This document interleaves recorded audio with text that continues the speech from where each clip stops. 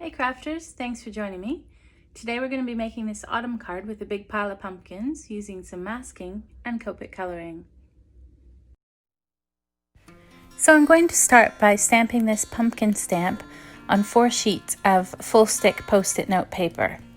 If you're not lucky enough to have this post-it note paper, you could use masking paper as well, or even some really thick washi tape. Now once I've stamped them, I'm going to cut them out right on the black line so that there's no yellow or no space around the stamp showing. Now this pumpkin stamp comes from the My Favorite Things stamp set called Autumn Blessings. And when I saw it, I thought to myself it would make a brilliant pile of pumpkins. So what I'm doing is I'm stamping one pumpkin at a time and then masking it. And I'm trying to overlap the pumpkins so that some of them are in the front and some are in the back, varying as I go. If you've never done masking before, I would suggest starting with an image that's quite easy to cut out because you won't be able to use your coordinating dies for this. You don't want to see the space around the image. Now once I'm happy with the way my pile of pumpkins is looking, I'm ready to add something more interesting to my scene. Now from the My Favorite Things set called Happy Campers, there's this cute little fox playing a guitar and he's sitting on a tree stump. Now I don't want there to be a tree stump in my design because I'm going to put the fox right on top of the pumpkins. So what I've done is I've cut out the image separate from the tree stump, and then I'm going to stamp the fox onto my pumpkins. So I'm masking the tree stump from the pumpkins. Then I can remove the mask and place my fox mask on top. If there's any part of his feet that's been cut off, I can draw that in later with a black pen. Now let's add some more components to our scene. So we're going to add a little moon in the corner here. And then once we've masked that moon, we can put it in our stamp platformer to add some mountains. This stamp set is brilliant, the Happy Campers one, because it comes with these components, these mountains, the moon, and the trees, which you'll see shortly. I've never made an autumn card before, but when I saw these stamp sets, I just thought I had to make one. Now once I'm happy with the mountains, which I've double stamped here, I'm going to add some post-it note tape to mask the tree line. Now when I first put this down, I measured the trees and you can see it didn't quite fit, so I just moved it down. And that's the brilliant thing with post-it tape. It doesn't rip your paper. You could also use purple tape if you have that. So then I'm going to stamp the tree line right across from the left to the right hand side of the card, and I'm going to continue the pattern so that there's no gaps in between the trees. This stamp is gorgeous and I can see myself using it on winter cards too. So then I'm going to move the post-it note tape up and add some ink blending on the bottom half of the card. So I'm going to start with some Mowed Lawn Distress Oxide, and I'm going to put that around the pumpkin patch. This will make our pumpkins stand out on the card and will give it a subtle glow. Now once I'm happy with where the mowed lawn is, I'm going to come in with some Pine Needles Distress Oxide, and I'll blend that out around the edges of the card. And then going back and forth as needed, I'll blend those two colors together until I'm happy with the scene. Now you have to be a little bit more careful when you're working with masks. So what I usually do is start over the masked area first and then pull the ink down. And that way I don't accidentally pull one of the masks off when I'm working. Now I'm going to color those mountains with some Copics, but first let's mask them so we can ink the sky. So I'm just using some corners and edges that I cut with the post-it notes and masking the mountains because they're quite straight. If you had a trickier scene, you might need to stamp it first like we did with the pumpkins, but this is quite straightforward. Now once I'm happy with the masking, I can start to apply my distress inks onto the card. Now this might look like a lot of masking, but I do reuse the post-it note paper for at least 2 cards. So starting with the lightest blue, I'm putting some salty ocean at the bottom and then some peacock feathers in the middle. This is more of a blue-green that works really well with the salty ocean. And then at the top, I'm going to add just a tiny little bit of chipped sapphire, which is quite dark, so you want to add it gently. Then I'm going to blend the three colors together until I'm happy with the way the sky looks. You could of course use Distress Oxides on your sky, it's just I didn't have these colors in oxides, only in the inks. So once I'm happy with that, I'm going to remove that post-it note paper and I'm going to stick it on the back of my packaging for these stamp sets so that I can use it again in the future. It's starting to look gorgeous already. Now I'm using my craft pick to help me pick off these layers because even though it's post-it note paper, it does get a little bit stuck sometimes. And this way I won't tear the paper and I'll be able to reuse it in the future. And that looks just gorgeous. Now I'm going to start with some Copic coloring. So starting with the mountains, I'm going to apply my darkest gray right underneath the snow line. And I'm just pulling the ink down in little flicks. My mountains are going to be the darkest at the top and the lightest at the bottom. So now I'm going to put my mid-tone in and I'm just going to pull down from the top.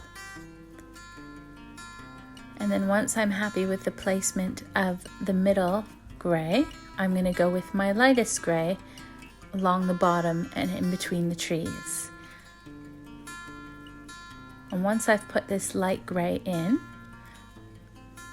I can start blending it out. Right now you can see there's a harsh line between the colors, but that will disappear soon. So now I'm going to go back to my mid-tone and pull it down. And then once I'm happy with that, I can add some more dark gray at the top. I hope this is helpful showing you my coloring process because I'm quite happy with the results. Now once I've done this to all my mountains, my scene starts to come together quite nicely and I'm ready for the next part. So I did notice a little white spot above the mountains on the left there. So what I'm doing is putting down some blue and green just to cover that up. If you have a white spot, use a darker marker color, not a lighter one, and that will fix it. Now I'm going to color in my moon with a few different yellows there. And I also noticed a little white spot above the moon. Now I didn't have a dark blue Copic color, so the way I'm going to fix that is I'm going to use some purples on top instead of blue. The first one I put down is a bit too light, as you'll see. But once I put the darker purple on top and it's blended out, it works perfectly to cover up those white areas. I really love the way this card comes together. I hope you do too. Now on to the pumpkins. So I'm going to start with a brown here and I'm just going to outline the pumpkin. This might sound strange using a brown, but you'll see how well it works in the end. Then I'm going to use a nice bright orange and go around the inside of the brown area. Once I'm finished that, I'm going to add a nice bright yellow in the middle bits as a highlight area. Then I'm going to go back and repeat the process to blend out the Copic markers. Now this is the tricky thing about Copic. Sometimes you need to add more than one layer and people sometimes forget that. And then once you've blended it out, you'll see how nicely the pumpkin comes together. Now I'm going to use a darker brown on the stalk here and repeat this process on all my pumpkins. And then once I'm happy with it, I can fix any of the spots around the pumpkin patch that have a little bit of white showing. This autumn card is really warming my heart. I don't know why I never made one before. This won't be the last. Now I'm going to use a dark green to fix the area around the pumpkins where there's a tiny little bit of white showing. I thought it would be helpful for me to show this today so that in case you're making a card, you'll know that this is part of the process. I'm also using the same green to add some detail under the pumpkins so they don't look like they're floating. And I'm going to save it for the top of the card as well to use it underneath the trees. Now, the coloring at the top of the card is quite straightforward. I only used 2 greens. So with my darker green, I'm going to put a line of grass under the trees and outline the trees. And then with the lighter green, I'm going to fill in each of the trees. And then I'll go back and blend until I'm happy with the way the trees look.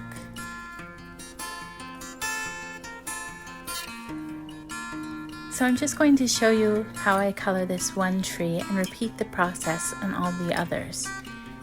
It actually doesn't take that long to do all of them. It's quite an easy process.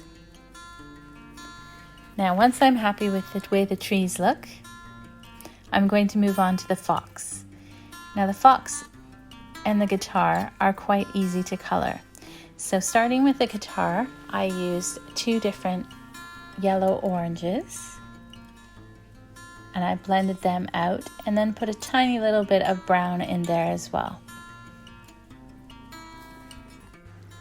You could always customize the color of this guitar to match with the rest of your card. Now, as this is an autumn card, the orange, yellow, and brown matches quite well with the theme of the card. So once I'm happy with the base of the guitar and it's all blended out, I'm going to add that brown along the arm of the guitar. Then I'm going to blend that out with the yellow orange and move on to the fox. Now I'm going to start with my darkest brown and outline the fox. And then once I'm happy with that, I will use my lighter brown to fill in the areas and then blend them in. I think it's important that this fox is a different color than the pumpkins and it stands out. But once again, you can customize the color for your card that you're making.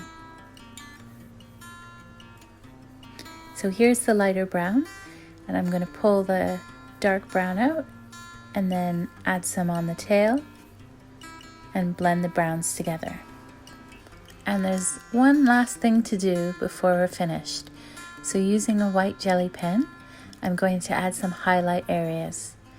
Now, since there's a lot of brown and dark orange in this card, this really adds a pop of color. Just gorgeous. Now, from the Autumn Blessings stamp set, I'm going to add the main sentiment to the front of the card with black onyx Versamark. And this says Autumn Blessings.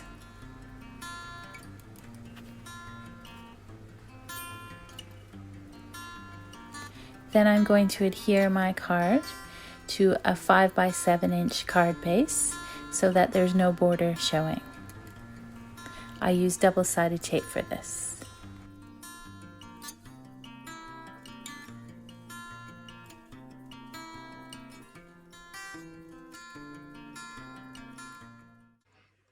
Now, of course, you could use any stamps to make this sort of card. For example, in the Happy Stamper stamp set, there's a cute little owl. And what I did is I made the same card again with him and some leaves instead of pumpkins. I hope you enjoyed seeing these cards and found this video inspirational. Thanks again for watching.